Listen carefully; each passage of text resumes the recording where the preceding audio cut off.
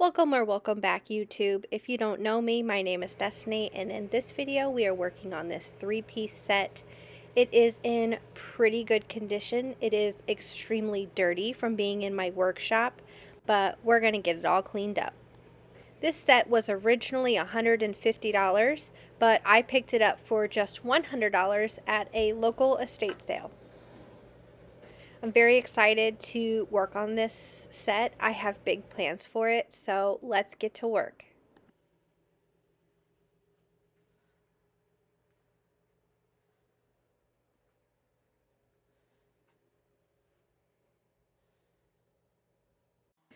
I like to remove the hardware first before I clean, so that's what we're doing.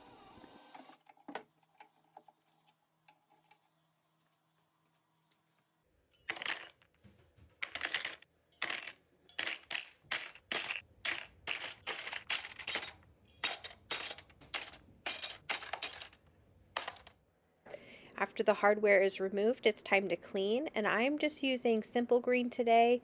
It's really good for breaking down like oils and grease, and these obviously are very dirty, so they need a very good cleaning.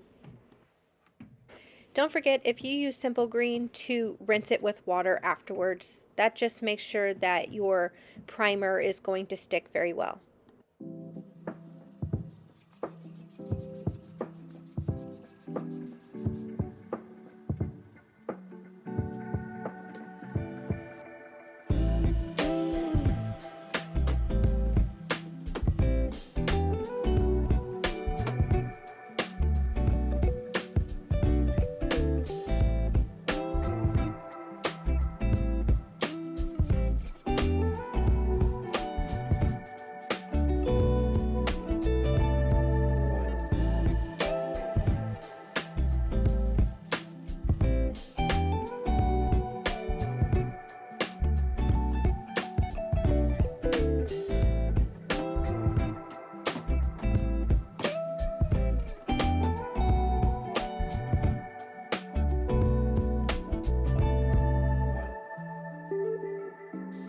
I also like to make sure that the insides of my pieces are clean, so I like to just take a little shop vac and vacuum out everything, the drawers and the base of the piece of furniture.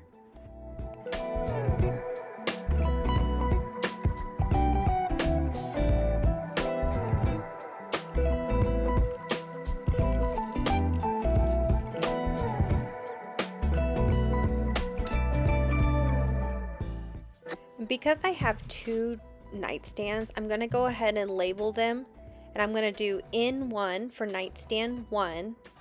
And what I should have done on the drawers was label it N1-1, N1-2, and N1-3. That way I know it's for nightstand 1. But I did go ahead and do that on nightstand 2. I just didn't record it. Next, we are getting ready to fill in the old hardware holes. I'm just going to use some Bondo. I personally really love using Bondo on my pieces, only because it is extremely durable, and you don't really have to go back and fill a lot of the holes again, because Bondo doesn't shrink, and it just saves you a lot of time. So I personally really love Bondo.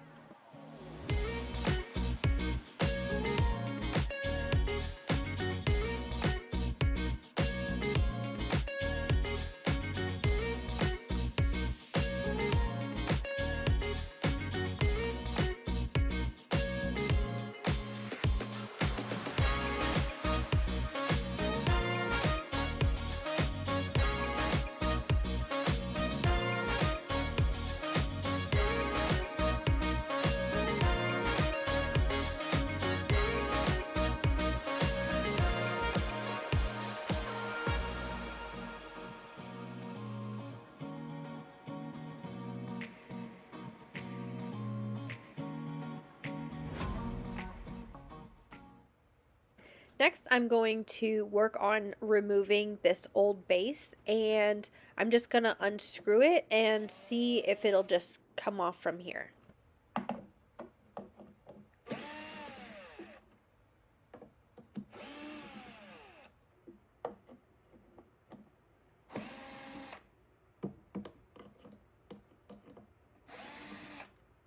As I was removing the screws, I was thinking it would be kind of nice to keep that little decorative piece, the trim. So I was going to cut it off with my jigsaw. But then I realized, you'll see later on, that there is a piece of metal that holds the side and the front together on the base. And I wasn't going to be able to cut through that. So I had to scrap this plan.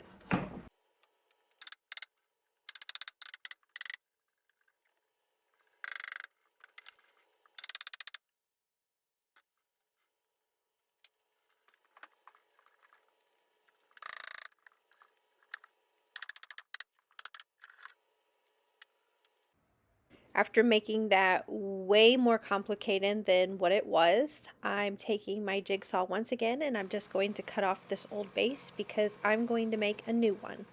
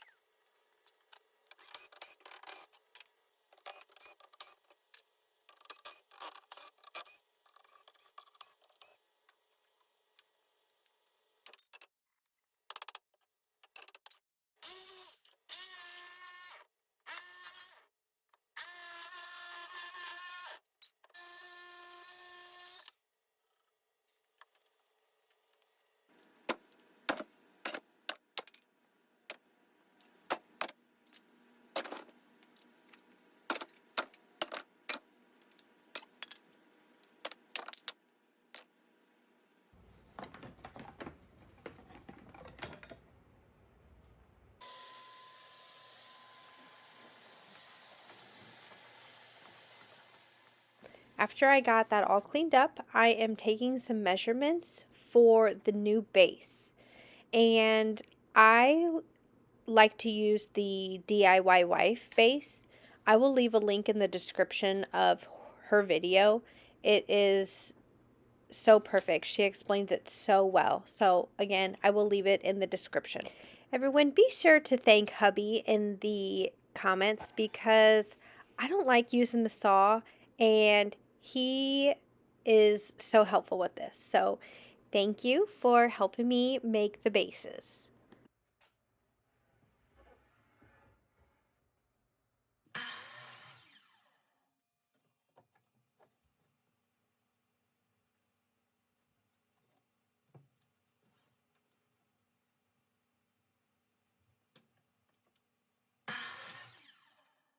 After everything was cut, I went ahead and gave everything a really good sanding with a 220 grit sandpaper.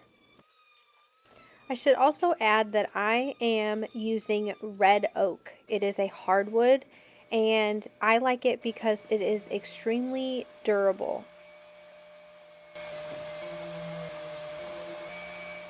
Okay, now finally everything is sanded. I am working on assembling the base and I'm going to use my Kreg jig to create some pocket holes in order to screw everything together. Now this is the most basic Kreg jig. There are some super fancy ones that like hook up to your shop vac and all of that jazz. This one is just very basic. It's extremely hands-on in my opinion. If you are going to create a ton of bases, I highly suggest getting a better version of this. But like I said, this one is just the most basic one they offer. Okay, so after I have all of my holes pre-drilled, I'm going to head and start screwing everything together.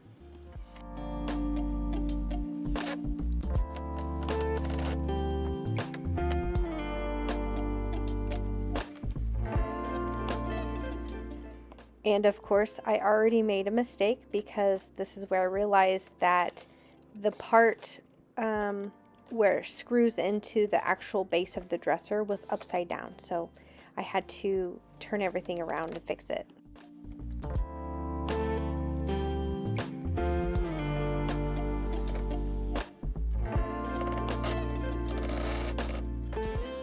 And I apologize for being so zoomed in. I totally forgot to zoom out as I was building the space, so I apologize.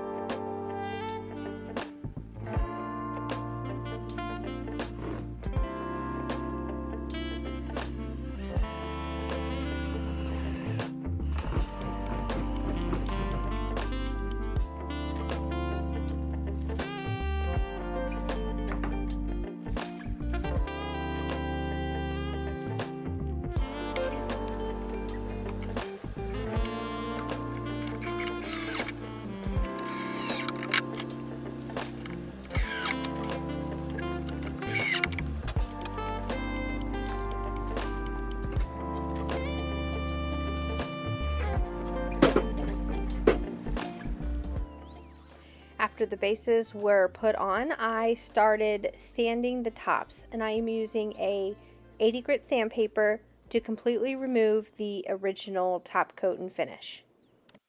Now these pieces are solid wood, so if you were to be sanding a piece of furniture, you can check the back of it and you can really tell if it's a solid piece of wood. You can see if there is particle board, or you can see just like a thin piece of wood over whatever. And that'll tell you that it's a piece of veneer, but this is solid wood, so I am using an 80 grit sandpaper.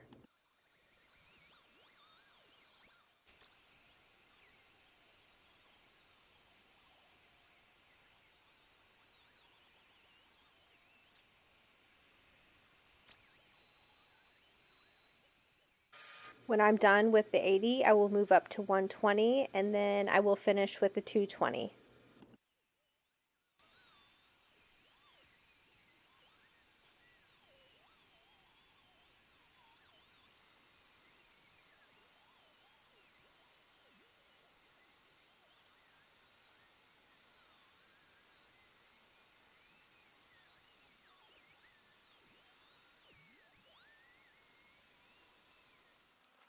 So originally I was just going to paint that little decorative part on the top, but I forgot that I purchased these off Amazon, and I'll leave a link in the description. And it's basically like a foam pad that you put on your sander, and then you attach the sandpaper to it, and it's supposed to be like the surf prep sponge, where it's supposed to not knock your curves down so you don't ruin your furniture. I did end up having to go back and do just a little bit of hand sanding, but it's pretty good. It's pretty good.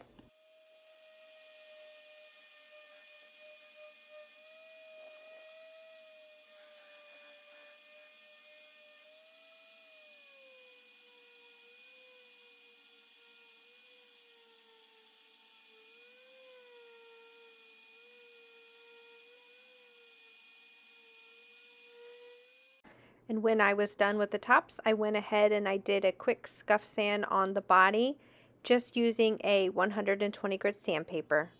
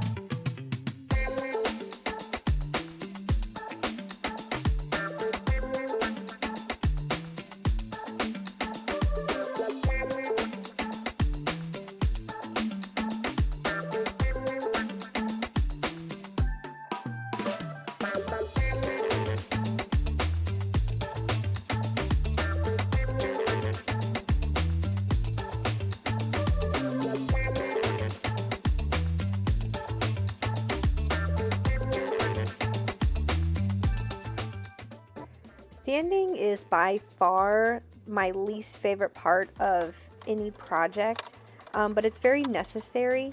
And then afterwards, I'm going to go ahead and wipe down all of the sanding dust so that my primer will stick.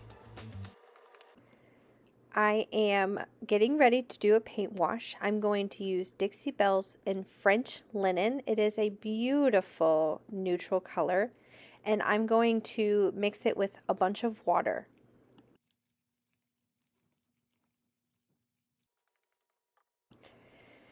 I like to start by spraying the tops of my piece. This just kind of helps the paint wash glide on so that it's not drying unevenly.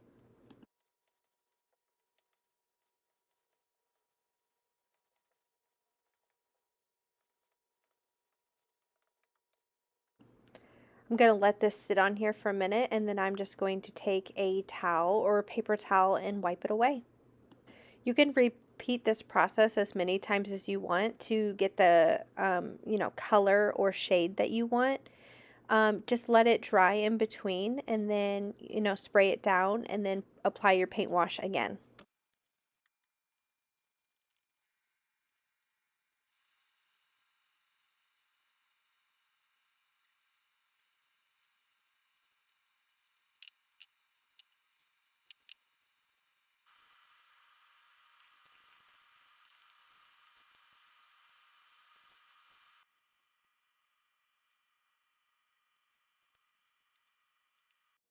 The last thing I needed to do before primer was to prep the drawers and the bases.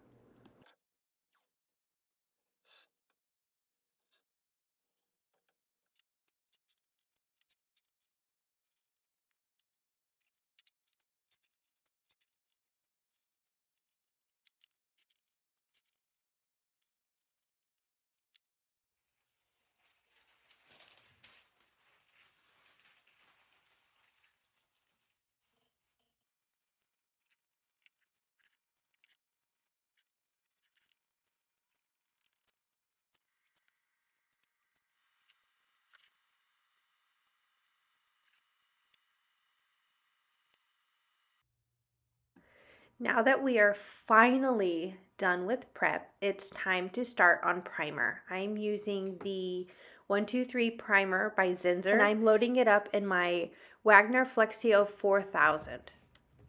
I will leave a link for that in the description, and I do not get commission for any products that I use. I have a lot of people who ask about the things that I use, so I'm going to start trying really hard to link everything in the description for you. I really like to start by spraying on cardboard. That way, if my settings are wrong, I'm not messing up on my piece of furniture. My workshop was very cold this day. It was about 57, 58 degrees, and I don't think that's really ideal. You can paint in those temperatures, but it was very cold, so my spray gun was just not acting right. I probably could have added just a little bit more water to my primer to make it a little bit thinner. However, I didn't want to add too much because then I feel like it would have been diluted, and then it kind of defeats the purpose of priming your piece. So it was just acting a little weird, so I apologize for the blotchiness that it gave. I always do 2 coats of primer, especially in the areas that I've broken through the finish. I just like to make sure that I don't have any bleed through that will come through on my paint.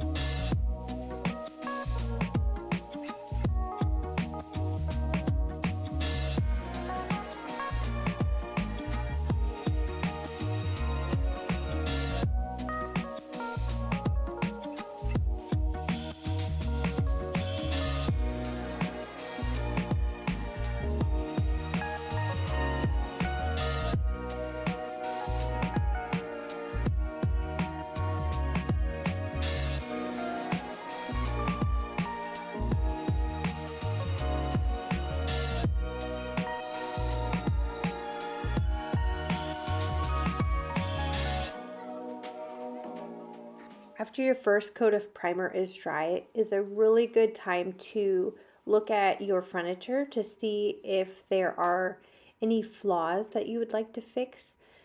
For whatever reason, the primer just really highlights any imperfections. A quick scuff sand just to knock down any of the texture that I created with filling the imperfections and the primer. And a quick second coat of primer just to seal in the Bondo spot putty and the tan and bleed through from the first coat of primer.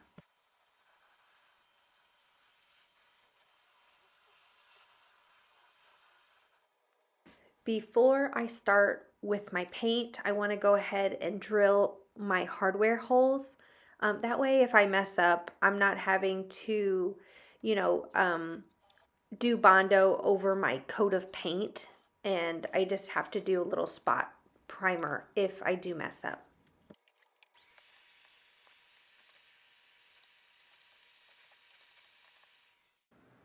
It is finally time for my most favorite part of furniture flipping is paint.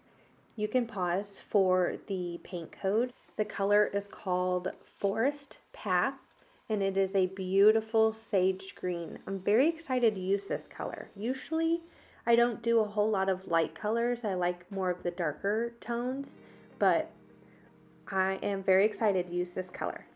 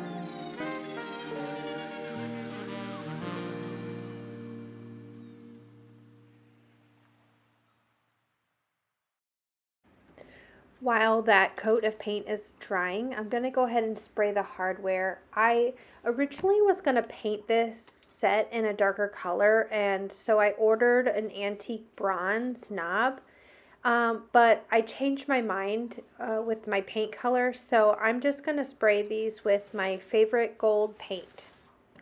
I will also leave a link in the description to these knobs that I bought off Amazon.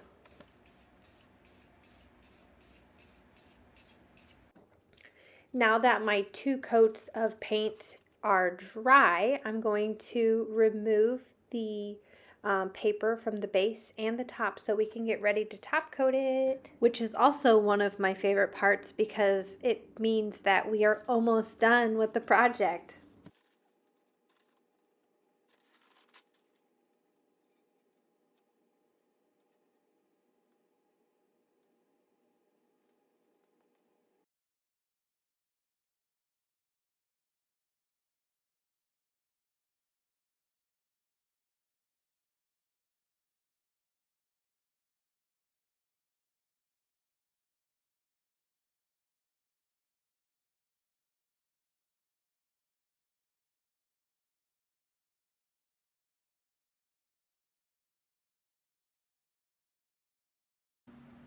I have recently switched over to this bare polyurethane and I absolutely love this. I was a big Minwax polyacrylic fan, but I have been really loving this product and I highly recommend it. It's about $70 for a gallon, which is pretty average because that's what I was paying for Minwax.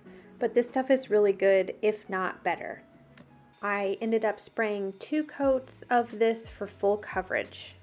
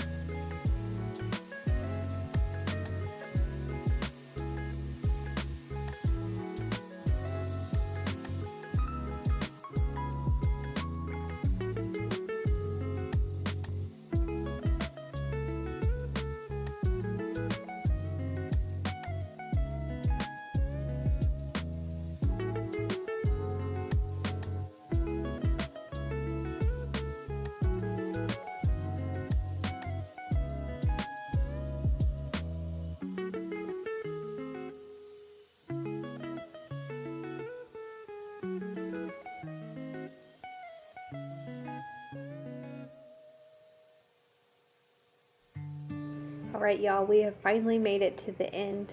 Here is one last reminder of what they looked like before.